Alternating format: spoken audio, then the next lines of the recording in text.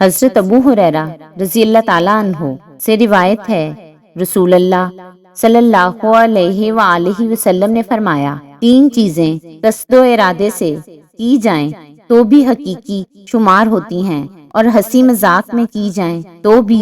حقیقی شمار ہوتی ہیں: نکاح، طلاق اور رجوع۔ حضرت ابو ہریرہ رضی اللہ تعالیٰ عنہ سے روایت ہے، رسول اللہ صلی اللہ علیہ وآلہ وسلم نے فرمایا، اللہ نے میری امت کے لوگوں سے وہ سب کچھ معاف کر دیا ہے جو وہ اپنے دلوں سے بات کریں، جب تک اس خیال کو عمل میں نہ لائیں یا زبان سے کلام نہ کریں۔ حضرت عائشہ رضی اللہ تعالیٰ عنہا سے روایت ہے، رسول اللہ صلی اللہ علیہ وآلہ وسلم نے فرمایا، تین افراد سے قلم اٹھا لیا گیا ہے، سوئے ہوئے سے حتیٰ کہ وہ جاگ پڑے، بچے سے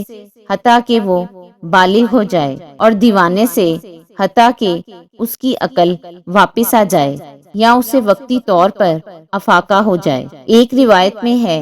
ذہنی بیماری والے سے حتیٰ کہ وہ تندرست ہو جائے۔